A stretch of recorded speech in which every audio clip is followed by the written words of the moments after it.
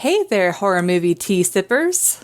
The following podcast episode will contain spoilers for the movie we are about to review. If you have not seen the movie and do not wish to have anything ruined prematurely, please do not continue to watch or listen until you have seen the movie. And welcome to the Horror Movie Tea Podcast.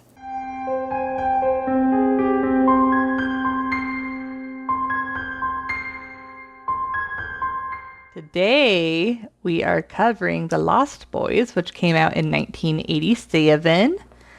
But before we go into the review, let's grab our cups and talk about tea.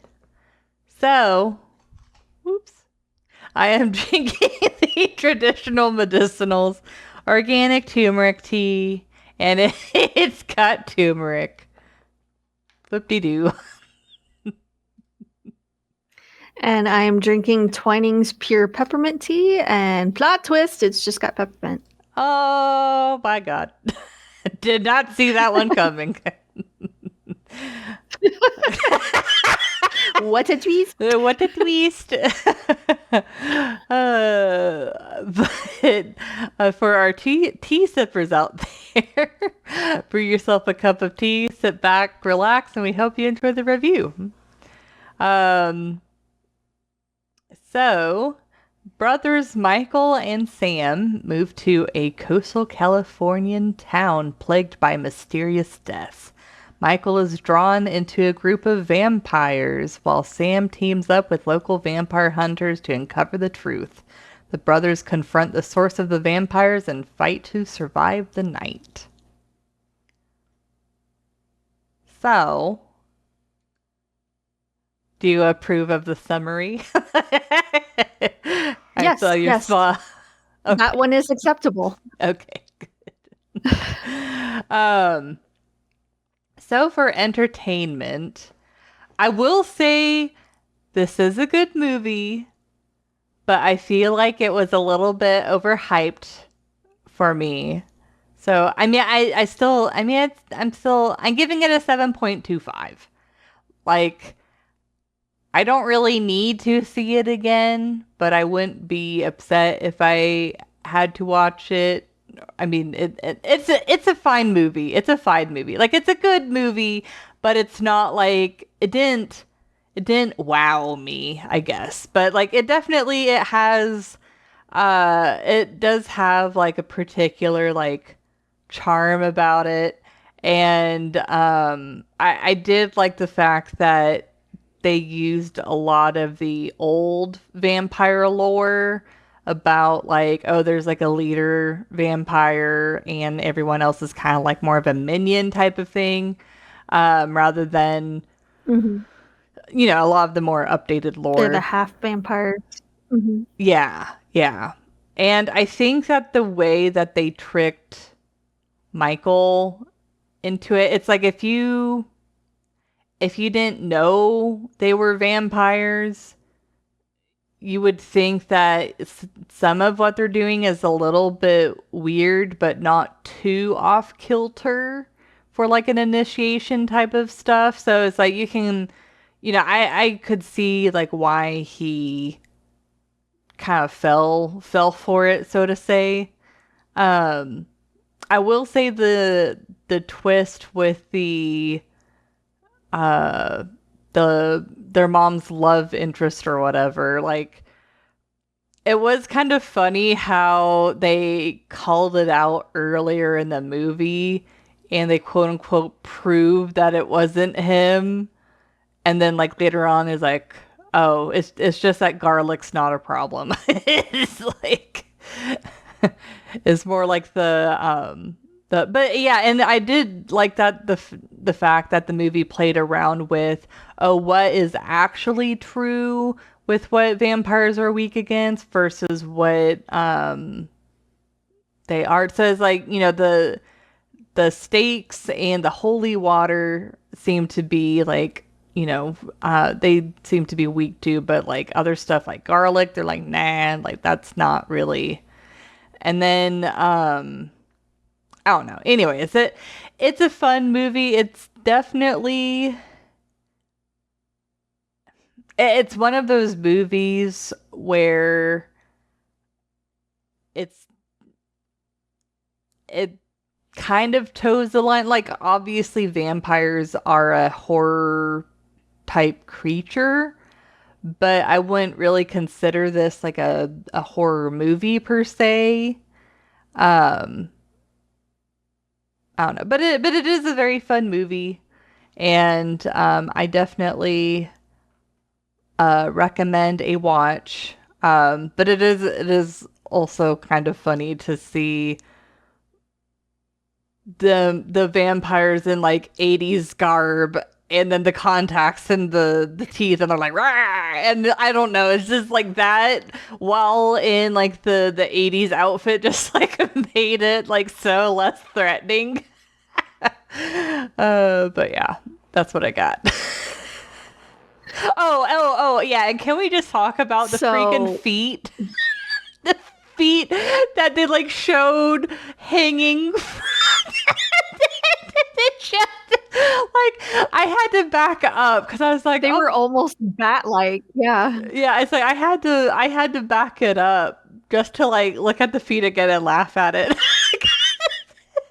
then whenever they let go to fly, like, it's like I love, yeah, it's like I love the fact that they like made them more like yeah, it's like they literally like hung upside down. It's like bats. So I don't know, I thought that was funny. Yeah, they had to bring the bat aspect into it somehow. Yes, of course. So that's what they went with. I'm glad they used practical effects for it at least, though. I was thinking about it, and I'm pretty sure the way that they did it is they added like prosthetics to like a hand, like just to make it look like it was a foot, and then they like literally yeah. Yes. Anyway, that made me giggle. Probably. So Alyssa obviously did not grow up with this movie. No. This was a first time watch for her. Yes. I don't know how, but whatever. She was a little sheltered growing up. I did grow up with this movie. So I definitely have a little bit of nostalgia with this movie. Oftentimes when people talk about vampire movies, this was like one of the absolute first vampire movies that I had ever seen. So it's kind of what my brain sends as the image when people talk about watching a vampire movie.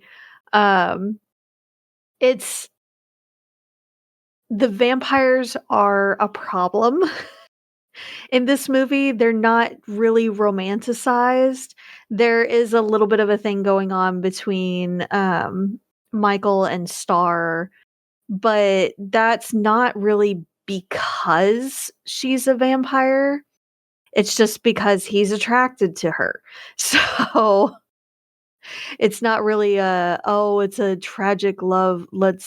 Let's be together for eternity kind of thing and romanticize it and all that. It's no, they just really like how the other looks and wants to get with them. But they would want that whether they were human or vampire. So the vampires, you see them several times like causing chaos and death and mayhem and everything. So destruction of property, things like that. So they are a problem. And it's nice that they're not viewed with rose-colored glasses in this movie. It came out in 87, so it is heavily 80s. Everywhere you look, there's 80s. Like, why do 80s movies hit so hard? It's like, I don't understand. They do. And honestly, I'm kind of living for it. Like, there's a particular charm about a lot of 80s movies, and this one just always hits for me. Again, I grew up with this one, so there is a bit of nostalgia with it, but I give it a solid 7.75. It is a little bit campy. I do like how they try to play around with, is Max a vampire? Is he not? At one point, they make it seem almost like he would be attacked by the vampires. And then come to find out, no, he's the head vampire. Those are basically his kids.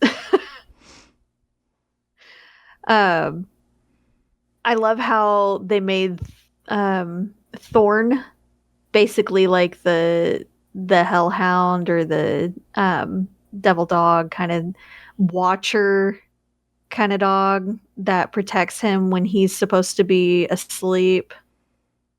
And that's why he chased after the mom when she went to drop off some food as a I'm sorry apology for leaving the date kind of gift. I like how they do mention several different pieces of lore that varies all the time. So like the garlic, the holy water, the stakes. And honestly, they've used more than just stakes in this movie. So it seems like pretty much whatever through the heart. I mean, what wouldn't that kill? Right. So, Fair. because there were like antlers that went through David. Yeah. Very true. Very true. So, I mean, yeah, I guess argument could be made that an arrow shaft would basically be a wooden stake, but not all arrows are wooden arrows. So, they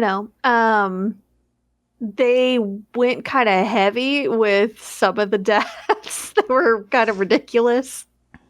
But it honestly made the movie kind of fun and seemed to almost make it more dangerous of a situation. So Yeah. that was interesting. The fact that they made the missing little kid a vampire, basically for Star to look after, Mm-hmm. and seemed almost like an extra hostage, essentially, was interesting. And the moral conundrum of, well, he's a vampire, so he kind of eats people, but he's a little kid, so I mean, like, can we actually get rid of him? Like, it's not his fault he was turned. Mm-hmm. He was made into it, but like, he's kind of a danger too. Right. So Yeah. that was interesting. And you get to see the different stages of transformation with Michael and him struggling against it and really trying not to hurt anyone. He doesn't want even his family to see him like that. He hides behind Star at one point after David is dead, and he's like, nothing's changed. Get back, stay away. He doesn't want to hurt his brother. So that was really good. The story itself, it seems faster rewatching it now than it did as a kid.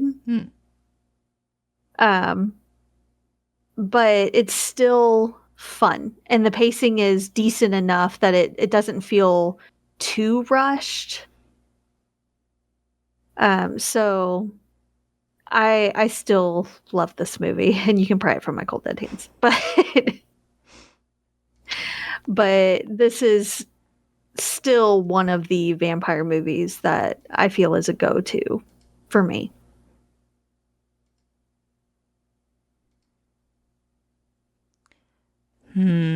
So realism. Yeah, that's where it kind of tanks a little bit, but it's still a fun movie. Yes. Yeah. I mean, like I feel like Michael with him like being attracted to Star and wanting to kind of like be a part of their gang or whatever. Like I feel like that whole thing is fairly realistic. But yeah, aside from that, it tanks pretty hard. I don't know. Let's see. I'll give it a 1.5. Maybe. Or a 2. I'll give it a 2. That's what I'm sticking with. But honestly, I gave it a 2 as well.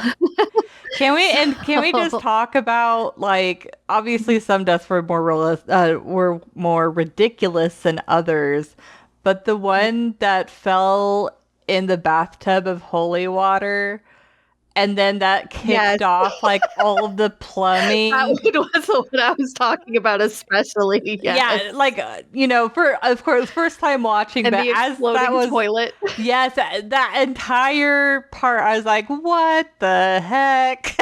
I was just like, what the heck's going on here? Yeah. Yeah. Yeah, that one was probably the most ridiculous one. The death by stereo one was a close second. Yeah. I also like that they called it out after it too. Yes. David's, by comparison, was relatively tame, and so was the head vampires. Yeah. I did take off a little bit also because how would the grandfather know that he needed to run through his own house?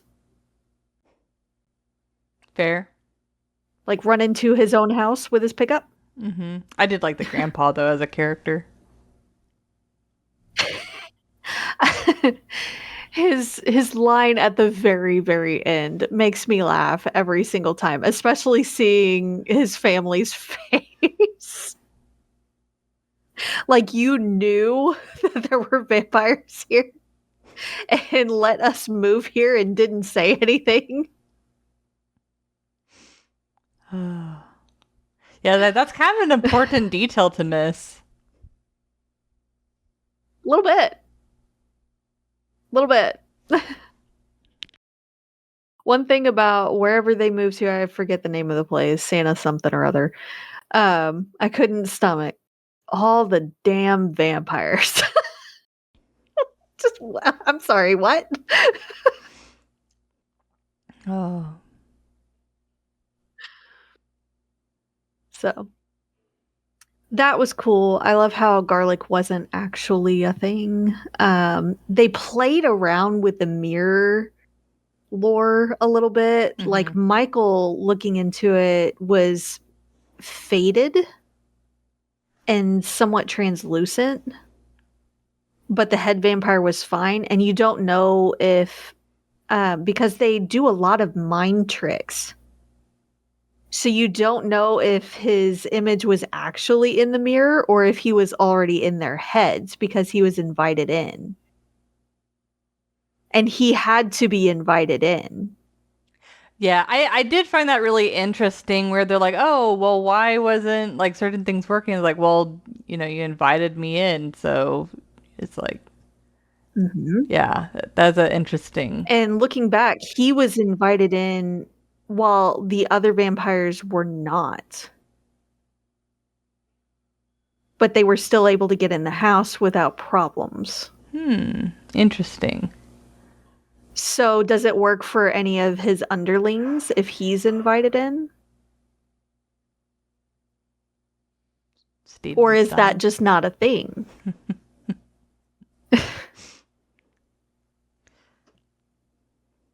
So it's interesting. The deaths are just they're part of what makes the movie fun.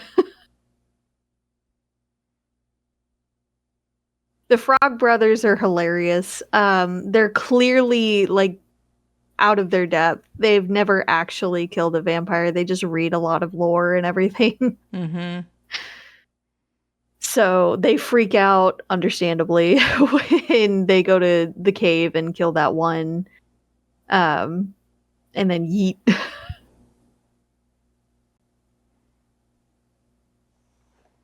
Yep. So. Well.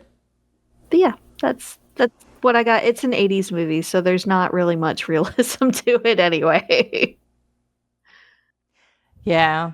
I mean, I will say if anyone out there is like me and has not seen the movie before, I think it is a fun one. It's a fun vampire movie where I mean, the vampires are definitely a problem. Um, but you know, it's not Messy eaters too. yeah, yeah. But it is a little bit I don't know if lighthearted would be the word, but it's like, you know, how there's oh shoot, what's that one movie where it's It's like not as dark. yeah, got a lighter tone. Yeah, it's not as dark as say like Blade or Interview with a Vampire, things like that. It's not as dark as a lot of those others. This is definitely a bit more campy, but it's fun. There's still some very real danger. And they've got some tense moments, but it doesn't have a very oppressive kind of vibe to it. Mm-hmm. It's almost a mystery. Well, now we figured it out. Let's get rid of the problem kind of movie. Yeah. Yeah. But thank you for joining us. And of course, a lot of it is. Oh, sorry. Huh? And of course, a lot of it is the kids trying to handle all of this without the mom finding out. Yes. I think that's part of the lightheartedness. Yeah. Yeah. And then it all comes together at the end. Oh, but thank you for joining us today and let us know what you thought of the movie. And if you'd like to recommend a movie, game, or tea, you can leave us a comment or join our Discord server. And if you'd like to keep up to date with our content, you can find our link tree listed below. And if you'd like to support the podcast, please subscribe, like, and share our content. We also have a Teespring and a PayPal donate button if you'd like to support us monetarily. And again, you can find all of those sites mentioned linked below. But until the next time, guys, stay safe and stay spoopy. Bye. Bye.